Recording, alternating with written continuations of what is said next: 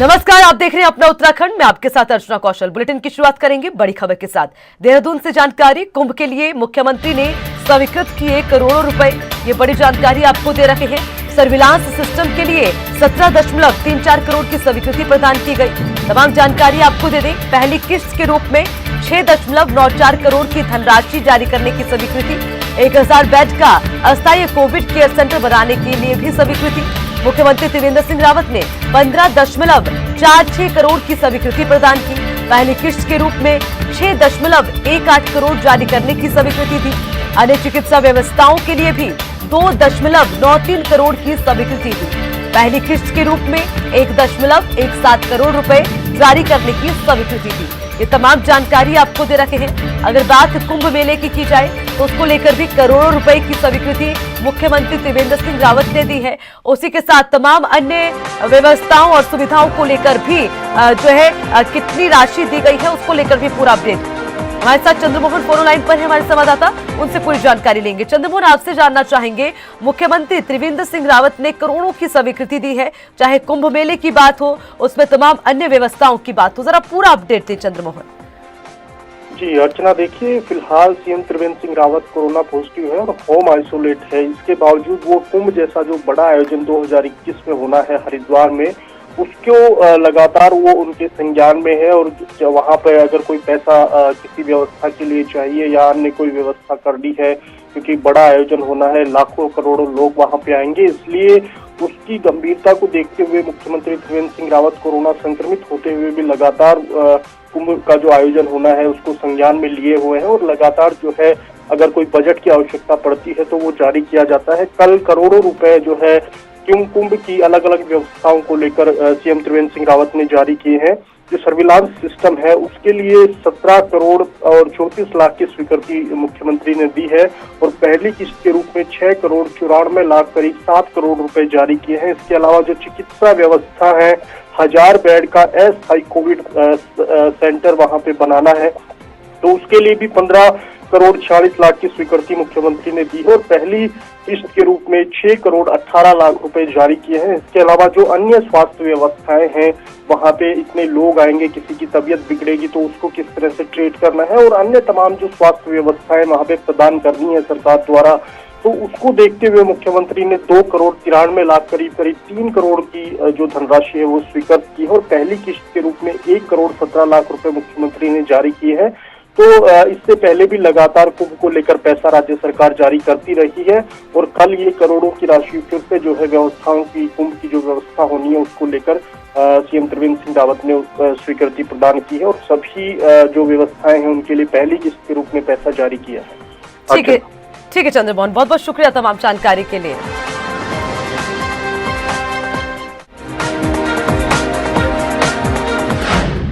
चलिए खबरों में आगे बढ़ते हुए एक और अहम जानकारी आपको देते चले। बीजेपी राष्ट्रीय अध्यक्ष ने की मुख्यमंत्री त्रिवेंद्र सिंह रावत से बात। उधम सिंह नगर में किसानों द्वारा हुए प्रदर्शन पर बोले नड्डा।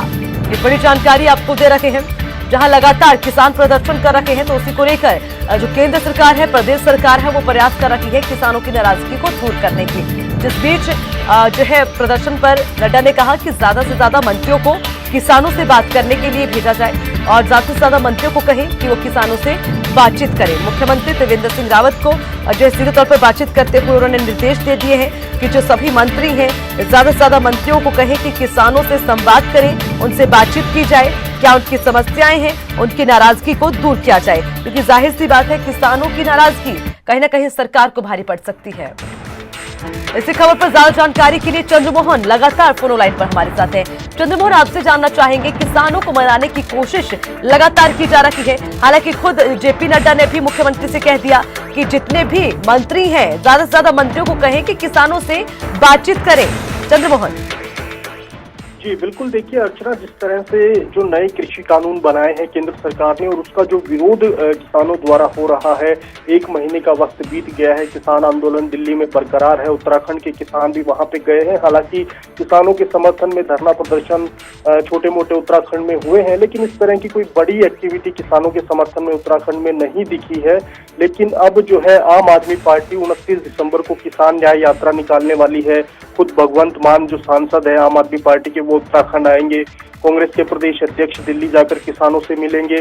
तो अब यहाँ पे भी जो है किसानों का जो आंदोलन है उसको समर्थन मिलना शुरू हो गया है, और उसी को ध्यान में रखते हुए जो है प्रदेश भर में जो है किसान बाहुल्य जो इलाके हैं, बाजपुर, काशीपुर, रुद्रपुर और खटीमा का जो इलाका है उसमें बड़ी संख्या में किसान रहते हैं। तो राष्ट्रीय अध्यक्ष जो है पार्टी हाईकमान ने सीएम त्रिवेंद्र सिंह रावत से बात की है, और किसानों की जो असमंजस है, जो भ्रम की स्थिति है नए बिलों को लेकर, उसको दूर करने के लिए राष्ट्रीय हाईकमान ने जो है सीएम त्रिवेंद्र सिंह रावत को कहा है। मंत्री जब भी अपने प्रभारी के जिलों में जाएंगे, जब अपने दौरे को लेकर राष्ट्रीय अध्यक्ष आए थे उस समय भी उन्होंने कहा था कि आपको अपने प्रभार के जिलों में जाना है, दौरा करना है, रात्रि विश्राम करना है, केंद्र राज्य सरकार की उपलब्धियां बतानी है। तो अब उसमें एक चीज और ऐड हो गई है, अब किसानों के लिए जो कानून बताए गए हैं उनकी जानकारी भी मंत्री जो है आम जनता को और किसान जो वहां पे है उनके साथ सभाएं की जाएंगी तो उसमें दी जाएंगी। तो इसी को ध्यान में रखते हुए जो लगातार विरोध हो रहा है, कहीं पार्टी को ये भारी पड़ सकता है, क्योंकि लगातार विकराल रूप किसान आंदोलन ले रहा है। और अब उत्तराखंड में भी अब तक शांति बरकरार थी, छोटे मोटे धरना प्रदर्शन हुए, भारत बंद के दौरान कांग्रेस ने धरना प्रदर्शन किए, लेकिन इस तरह की कोई बड़ी एक्टिविटी जो है नहीं देखने को मिली। लेकिन 29 दिसंबर को किसान न्याय यात्रा निकलने जा रही है, कांग्रेस के प्रदेश अध्यक्ष दिल्ली जा रहे हैं, तो अब यहाँ पे भी कहा जा सकता है कि इसकी शुरुआत हो गई है। और उसी को ध्यान में रखते हुए जो है पार्टी हाईकमान ने सीएम त्रिवेंद्र सिंह रावत को किसानों के बीच जाने को कहा है। अर्जुना,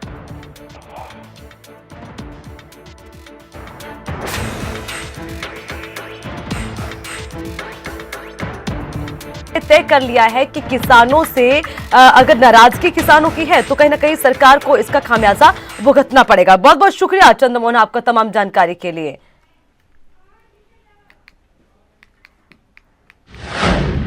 चलिए खबरों में आगे बढ़ते हुए चमोली से जानकारी, मंत्री सुबोध उनियाल के कई कार्यक्रम आज, ये बड़ी जानकारी आपको दे रखे हैं। आज कई कार्यक्रम मंत्री सुबोध उनियाल के होंगे, तमाम जानकारी आपको देते चले। रतूड़ा में स्थानीय जनता की सुबोध उनियाल समस्याएं सुनेंगे, कई मुद्दों पर लोगों की समस्या और सुनवाई करेंगे मंत्री। ओपन वर्सिटी कृषि विद्यालय के शुभारंभ सत्र में प्रतिभाग करेंगे, ये तमाम जानकारी आपको दे रहे हैं। सबसे पहले लोगों की समस्याओं को सुना जाएगा, उसी के साथ क्या उनकी समस्याएं हैं, जितने भी मुद्दे होंगे उस पर बातचीत कर कार्रवाई की जाएगी। और उसके बाद ओपन वर्सिटी कृषि विद्यालय के शुभारंभ सत्र में प्रतिभाग करेंगे मंत्री सुबोध उनियाल, ये तमाम जानकारी आपको दे रखे हैं। तो आज कई कार्यक्रम सुबोध उनियाल के होंगे।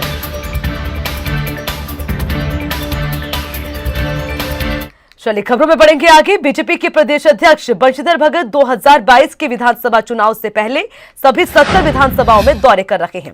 24 दिसंबर को प्रदेश अध्यक्ष ने अपने प्रदेश भर के दौरों की शुरुआत मसूरी विधानसभा से की और बीते दिन बंशीधर ने राजपुर रोड विधानसभा का दौरा किया था। प्रदेश अध्यक्ष के दौरों को लेकर प्रदेश उपाध्यक्ष देवेंद्र भसीन ने कहा कि प्रदेश अध्यक्ष के दौरे शुरू हो चुके हैं और अगले 3 महीने के अंदर वो प्रदेश की सभी 17 विधानसभाओं का दौरा करेंगे। अपने दौरे के दौरान प्रदेश अध्यक्ष कार्यकर्ताओं के साथ संवाद कर रहे हैं, विधानसभा ही रात्रि विश्राम और कार्यकर्ता के घर भोजन कर रहे हैं। प्रदेश अध्यक्ष के दौरे से हर कार्यकर्ता में एक अच्छा संदेश जा रहा है और इन दौरों से संगठन को बहुत फायदा होगा।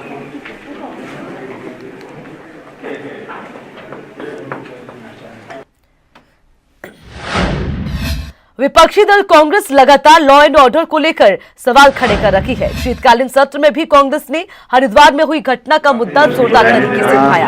अब एक बार फिर से कांग्रेस के प्रदेश अध्यक्ष प्रीतम सिंह ने हरिद्वार की घटना के मद्देनजर लॉ एंड ऑर्डर पर सवाल खड़े करते हुए कहा कि विपक्ष ने सदन में हरिद्वार की घटना का मुद्दा उठाया और जब सदन में मामला उठा तो सरकार ने फरार आरोपी पर घोषित इनाम को 20,000 से बढ़ाकर 1 लाख कर दिया। साथ ही विपक्ष ने मामले को फास्ट ट्रैक कोर्ट में ट्रांसफर करने की मांग की थी, लेकिन एक आरोपी अभी तक फरार है। पुलिस आरोपी को पकड़ने में पूरी तरह नाकाम रही है और इससे प्रदेश की लॉ एंड ऑर्डर की स्थिति का पता चलता है। प्रीतम सिंह ने यह भी कहा कि हरिद्वार के बाद अब पौड़ी में भी विकलांग लड़की के साथ रेप हुआ है। कोटद्वार में खुलेआम डकैती हो जाती है और पूरे प्रदेश में आज अपराधी बेखौफ घूम रहे हैं। ठीक है।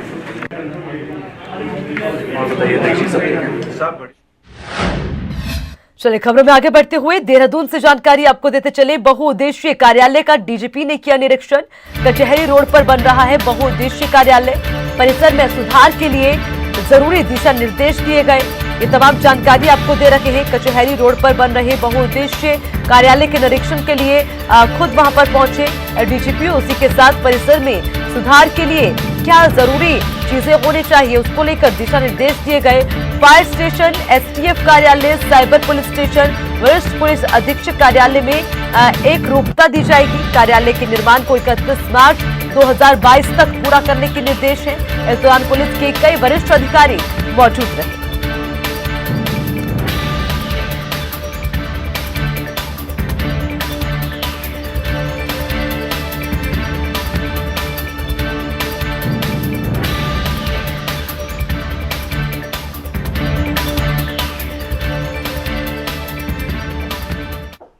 खबरों में आगे बढ़ते हुए जसपुर से जानकारी, आप सांसद शुरू करेंगे किसान न्याय यात्रा।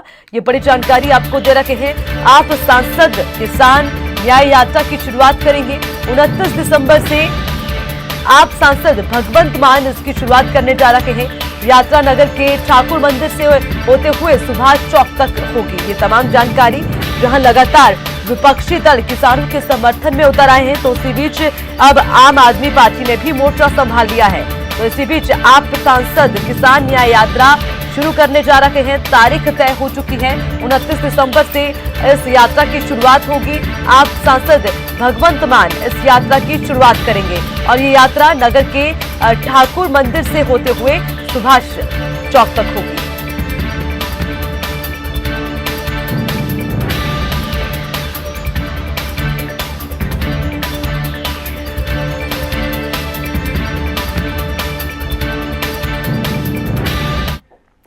केंद्र सरकार के कृषि कानून के खिलाफ किसानों के प्रदर्शन को 32 दिन हो गए। हरियाणा और पंजाब के अलावा अन्य प्रदेशों के भी किसान कानून को वापस ले जाने की मांग करते हुए प्रदर्शन कर रहे हैं। उधम सिंह नगर जिले के बाजपुर इलाके में भी शुक्रवार को दिल्ली की ओर कूच कर रहे किसानों की पुलिसकर्मियों से झड़प हो गई।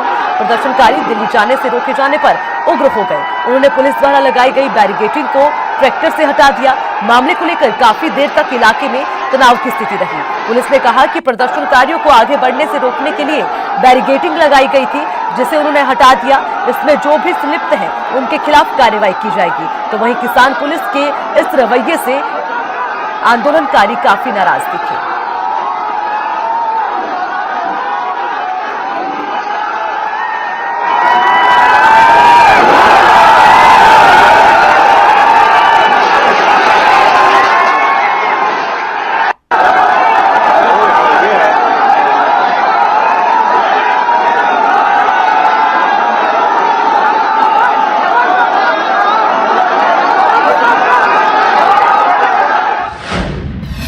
किसान आंदोलन लगातार पिछले कई दिनों से चल रहा है और हालांकि सरकार किसान संगठन के बीच कई दौर की बातचीत भी हो चुकी है, लेकिन किसी समस्या का समाधान नहीं निकला। केंद्र कह रही है कि बिल बिल्कुल किसानों के हित में है, तो वहीं पर विपक्ष कह रहा है कि किसानों के हित में नहीं है। इसी पर उत्तराखंड बीजेपी राष्ट्रीय महासचिव दुष्यंत कुमार गौतम ने हिंदी खबर से खास बातचीत की। क्या कुछ कहा, आइए आपको सुनवाते हैं। राष्ट्रीय महासचिव गौतम जी, जो आंदोलन अब बहुत उग्र होता जा रहा है, किसानों ने सब कुछ कर लिया, भारत बंद भी करवा दिया, टोल गिफ्ट भी करवा लिए, अनशन भी करवा लिया, लेकिन ये कृषि कानून बिल पे कुछ भी समस्या का समाधान नहीं हुआ। देखिए, ये उग्र हो नहीं रहा है, ये लोग कर रहे हैं। आपका मीडिया का ही सर्वे बताता है, आज की तारीख में इस बिल पर 78% लोग मोदी जी के साथ में और सब इसको पसंद करते हैं। पंजाब के अंदर 80% लोग पसंद करते हैं। ये लोग खाली इसलिए विरोध कर रहे हैं कि इनको कोई जमीन नहीं दिखाई दे रही है, इनका जनाधार खिसक चुका है। इनको लगता है कि ये मौका है, किसानों के कंधे पे बंदूक रख के चलाई जा सकती है। खाली ये राजनीतिक प्रेरित है और कुछ इसमें कहीं दिखाई नहीं दे रहा। और मुझे लगता है कि जो हम ये बिल लेके आए हैं, ये कांग्रेस की आत्मा है। कुछ शरद पवार कैसे कहते हैं, अमरिंदर सिंह तो लागू कर बैठे हैं, इसको चलाते हैं पंजाब के अंदर। तो इसी बीच एक और बड़ी जानकारी आ रखी है। इस वक्त की अहम जानकारी आपको देते चले। शामली में रेलवे स्टेशन पर आग से अफरा तफरी, ये बड़ी खबर शामली से सामने आ रखी है, जहां आग लगने से अफरा तफरी का माहौल। खड़ी ट्रेन के इंजन में अचानक से आग लग गई। शामली में रेलवे स्टेशन पर आग से अफरा तफरी का माहौल। खड़ी ट्रेन के इंजन में आग लगने से अफरा तफरी। तस्वीरें आपको दिखा रखे हैं। करीब 1 घंटे मशक्कत के बाद आग बुझाई गई। ये बड़ी जानकारी शामली से आपको दे रखे हैं, जहां पर खड़ी ट्रेन के इंजन में आग लगने से अफरा तफरी का माहौल। हिंदी खबर पर एक्सक्लूसिव तस्वीरें आपको दिखा रखे हैं। शामली रेलवे स्टेशन की तस्वीरें, जहां खड़ी ट्रेन के इंजन में अचानक से आग लगने के कारण अफरा तफरी का माहौल। ज्यादा जानकारी विक्रम से लेंगे, फोन लाइन पर हमारे साथ हैं। विक्रम, आपसे जानना चाहेंगे, शामली से जानकारी मिल रही है कि खड़ी ट्रेन के इंजन में आग लग गई, क्या कारण, अभी तक कोई जानकारी विक्रम? जी देखिए, बिल्कुल ये शामली की पूरी घटना है, जहां पर स्टेशन पर ही, स्टेशन आउटर पर खड़ी ट्रेन में अचानक से आग लग गई। हालांकि इसमें कोई जान का कोई नुकसान नहीं हुआ है। सीएनजी ट्रेन थी जिसमें काफी दिन से ये ट्रेन आउटर पर खड़ी थी, जिसमें अचानक से आग लग गई। अधिकारी जो है वो घटनास्थल पर पहुंचे थे रात में, और जो कारण है उनकी जांच की जा रही है। आरपीएफ और फायर ब्रिगेड ने लगभग 1 से 1.5 घंटे तक मशक्कत के बाद आग पर काबू पा लिया है। जो जितने सक्षम अधिकारी हैं वो सभी मौके पर पहुंचे हुए हैं, और किन कारणों से आग लगी है उसकी जांच की जा रही है। लेकिन बड़ी लापरवाही जरूर सामने आई, क्योंकि लंबे दिनों से, काफी दिनों से ये ट्रेन आउटर पर खड़ी थी, और सीएनजी बोगी थी ये पूरी, जिसमें की आग लगी, और आग लगने से अचानक से पूरे स्टेशन में अफरा तफरी मच गई। हालांकि आरपीएफ और फायर ब्रिगेड ने 1 से 1.5 घंटे से मशक्कत करने के बाद उस पर आग पर काबू पा लिया है, और आग लगने के कारणों की जांच भी किए जा रहे हैं। ठीक है विक्रम, बहुत बहुत शुक्रिया तमाम जानकारी के लिए।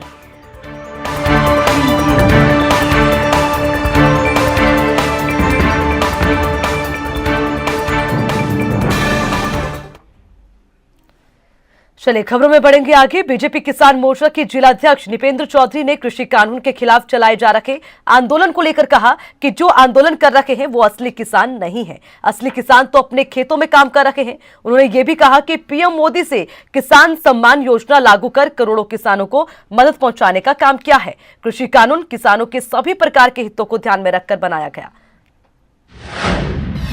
कृषि कानूनों के खिलाफ दिल्ली में चलाए जा रहे आंदोलन को 1 माह बीत गया है। किसान अपनी जिद पर अड़े हुए हैं। पीएम मोदी द्वारा किसानों को वर्चुअल संबोधन किया गया है, जिसमें 9 करोड़ किसानों को सहायता राशि भी पहुंचाई गई है। और खासकर अपने पूरे संबोधन में मोदी ने पूरा फोकस कहीं ना कहीं किसान आंदोलन पर रखा है, और विपक्ष पर भी कहीं ना कहीं जमकर प्रहार किए हैं। हमारे साथ में जुड़े हुए हैं भारतीय जनता पार्टी किसान मोर्चा के जिलाध्यक्ष निपेंद्र चौधरी, जो आजकल किसानों को गाँव-गाँव जा करके कृषि कानूनों के बारे में बारीकी से जानकारी दे रहे हैं। क्या कहेंगे निपेंद्र जी, जिस तरह से आज मोदी जी ने एक बार फिर किसानों को संबोधित किया है, खासतौर पर पूरी तरह से विस्तार पूर्वक समझाया है, और जो लोग इस आंदोलन को हवा दे रहे हैं उस पर, उन पर भी जमकर हमला किया, क्या कहेंगे आप?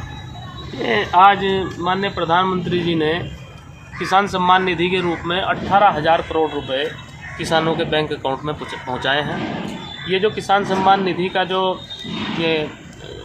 किसान सम्मान निधि जो प्रधानमंत्री जी ने लॉन्च की थी, ये गोरखपुर की पवित्र धरती से इन्होंने फरवरी 2019 में लागू की थी, और इसके तहत 1 लाख करोड़ से ज़्यादा रुपए की रकम किसानों के खाते में पहुंच चुकी है। किसान लाभान्वित हुए हैं। रही बात कृषि कानूनों की, कृषि कानूनों की स्थिति ये है कि कृषि कानून किसान हित में है, कृषि कानून किसान हित में है। हम बार बार इस बात को कह रहे हैं, माननीय प्रधानमंत्री जी इस बात को कह रहे हैं, और जो किसान इस बिल को पढ़ रहे हैं, इसका गहनता से इस पर ध्यान दे रहे हैं, तो वो भी समझ रहे हैं कि हाँ, ये किसान हित में ही है।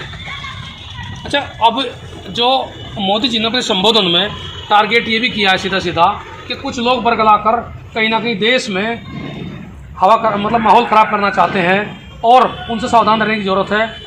ये हवाला भी दिया कि अपनी सरकारों में जो लोग आज बढ़ चढ़ कर किसानों के हित की बात कर रहे हैं, उन्होंने कुछ नहीं किया है। उस पर अब इस पूरी जानकारी को किस तरह से आप गाँव में, गली गली में किसानों को जा करके दे रहे हैं, वो भी थोड़ा सा उसका बताएं। ये वो लोग हैं जिन लोगों को लोकतांत्रिक तरीके से पूरे हिंदुस्तान की जनता ने नकार दिया है। ये लोग उस पर अपना, किसान हमारे देश का बहुत भोला है, सीधा है, उस किसान के कंधे पर बंदूक रखकर ये चाहते हैं कि किसी तरीके से हमारी राजनीतिक ज़मीन कहीं मिल जाए हमें, और राजनीतिक रूप से हम लोग किसानों के प्लेटफार्म पर राजनीतिक रूप से अपने आप को हम मजबूत करने का काम ये लोग कर रहे हैं। लेकिन ऐसा भी नहीं है कि किसान सीधा, और वो तो सारी बात ठीक है, लेकिन किसान बेवकूफ़ भी नहीं है। अच्छा, अब कब तक आपको क्या लगता है कब तक खींचेगा आंदोलन? और क्योंकि बहुत देर हो गई है, और कहीं ना कहीं अब किसान और भी इसे तेज करने की बात कर रहे हैं। क्या है सरकार के पास, किस तरह की योजना? आप कब तक ये समस्या कब तक खत्म हो जाएगी? ये आंदोलन असल में ऐसा है जी, आंदोलन एक आध प्रदेश के लोग कर रहे हैं, और वो किसान नहीं हैं। मैं ये भी कह दूँ तो इसमें कोई दो राय नहीं है। जो किसान एक दो जो किसान संगठन हैं जो वहाँ पर कर रहे हैं इस काम को, उन्हीं किसान संगठनों ने जून माह में प्रेस के माध्यम से उसकी प्रिंट मीडिया की कटिंग मेरे पास है, उसके माध्यम से मोदी जी को शुभकामनाएं दी, बधाई दी और ये कहा कि हमारा सालों पुरानी मांग पूरी हो गई और किसान का सपना साकार हो गया। और आज वही लोग वहाँ पर बैठे हैं। अब ये समझ में नहीं आ रहा कि वो वहाँ पर बैठे क्यों हैं। रही बात उनके बैठने की, हिंदुस्तान बहुत बड़ा देश है, क्योंकि इस देश हमारे देश में 28 प्रदेश हैं, 9 केंद्र शासित प्रदेश हैं। हिंदुस्तान में केवल 1, 2, 3 प्रदेश नहीं हैं। बाकी पूरे देश में कहीं कोई आंदोलन नहीं है, सब किसान संतुष्ट हैं, अच्छा मान रहे हैं बिल को। और स्वामीनाथन की रिपोर्ट के अनुसार बिल तैयार किया गया है। स्वामीनाथन की रिपोर्ट के अनुसार ही MSP दिया जा रहा है। समझ में नहीं आ रहा है कि नहीं ये चाहते क्या हैं, क्या करना चाहते हैं। रही बात इनके समापन की या उसकी, वो लगभग समाप्त सही है। लगभग 1-2 इक्का दुक्का प्रदेश में कोई थोड़ा बहुत उसका है, वो भी जल्दी ही खत्म हो जाएगा। चलिए, निपेंद्र चौधरी कह रहे हैं कि जो आंदोलन अब आकर के जिस मोड़ पर पहुंच गया है वो कहीं ना कहीं सीधे सीधे तौर पर साफ जाहिर होता है कि उसमें कुछ प्रदेशों के ऐसे किसान बैठे हैं जो पूरी तरह से किसान भी नहीं हैं, और इस पूरे के पूरे आंदोलन को वो लोग हवा दे रहे हैं, यानी बढ़ावा दे रहे हैं, जो कहीं ना कहीं सरकार को बदनाम करना चाहते हैं, जिनकी राजनीतिक जमीन खिसक चुकी है। ये साफ तौर पर ये भी कह रहे हैं कि जल्दी ही ये आंदोलन खत्म हो जाएगा। जसवीर सिंह, हिंदी खबर, बक्सर।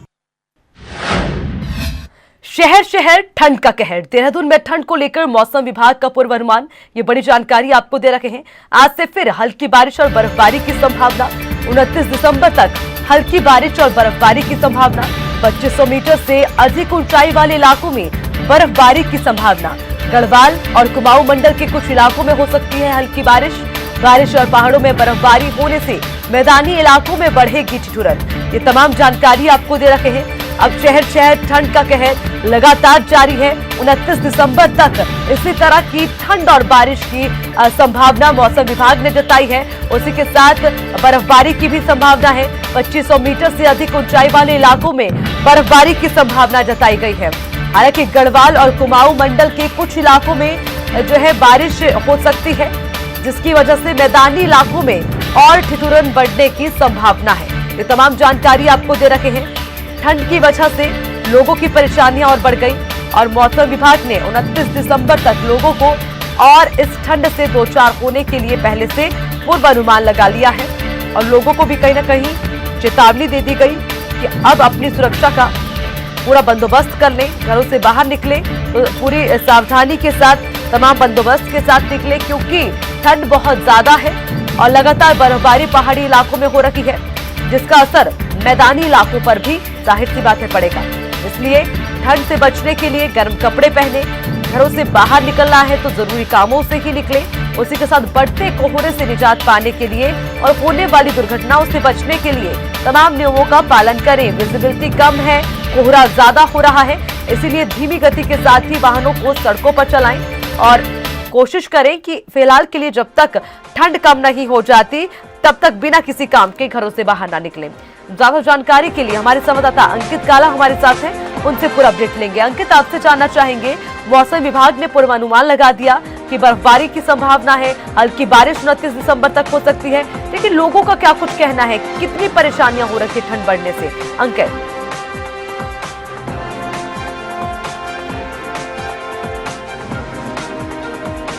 जो कोहरा है उसकी वजह से ट्रेनों पर भी इसका असर पड़ रहा है। मौसम विभाग ने भी जो भविष्यवाणी जारी करी उसके मुताबिक 29 तारीख तक हमें पहाड़ों में अच्छी खासी बर्फबारी देखने को मिलेगी और मैदानी जनपदों में भी इसमें हल्की बारिश हो सकती है।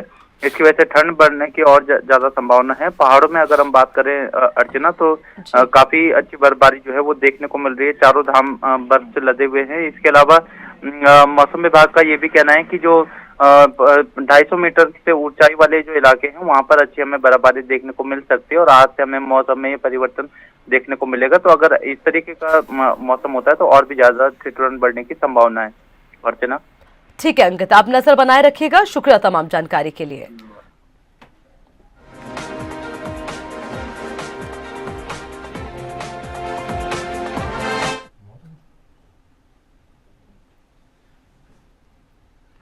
उत्तराखंड में बदहाल कानून व्यवस्था पर सियासी संग्राम छिड़ गया। दरअसल हरिद्वार में 9 साल की मासूम के साथ दरिंदगी के बाद हुई हत्या मामले को लेकर लगातार विपक्ष सरकार के खिलाफ मोर्चा खोले हुए है। कांग्रेस ने विधानसभा में इस मामले को उठाने के बाद राज्य भर में त्रिवेंद्र सरकार के खिलाफ जमकर विरोध प्रदर्शन किया, तो वहीं पर सरकार ने तुरंत एक्शन लेते हुए फास्ट ट्रैक कोर्ट में मामला चलाने के साथ ही भगौड़े अपराधी की गिरफ्तारी के लिए 20,000 की राशि को बढ़ाकर 1 लाख रुपए कर दिया। तो उधर बीजेपी विधायक महेश नेगी पर यौन उत्पीड़न के आरोप के मामले में भी बीजेपी गिरती नजर आ रही है। रिपोर्ट देखिए। दरिंदगी से देवभूमि एक बार फिर हुई शर्मसार। कानून व्यवस्था पर हाहाकार, कांग्रेस ने किया वार। दुष्कर्म हत्या मामले में सरकार एक्शन में आई। फास्ट ट्रैक कोर्ट में होगी मामले की सुनवाई। देवभूमि उत्तराखंड की कानून व्यवस्था एक बार फिर सवालों के घेरे में खड़ी हो गई है। धर्मनगरी हरिद्वार में 9 साल की मासूम के साथ हुई हैवानियत ने प्रदेश को हिलाकर रख दिया है।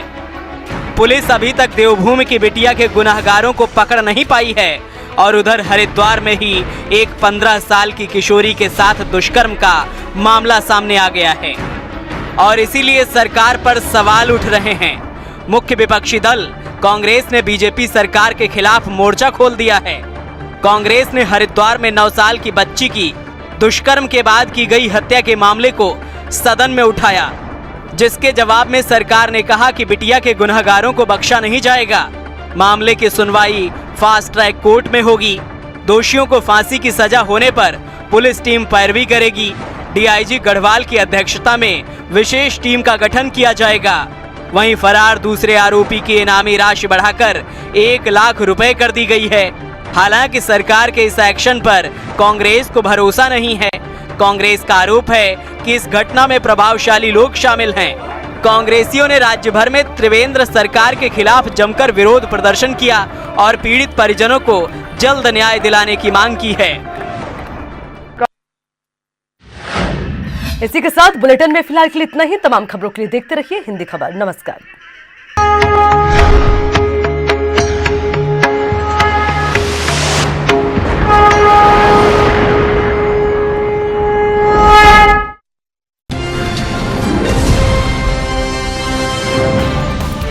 घंटी का बटन दबाइए और हिंदी खबर से जुड़ जाइए।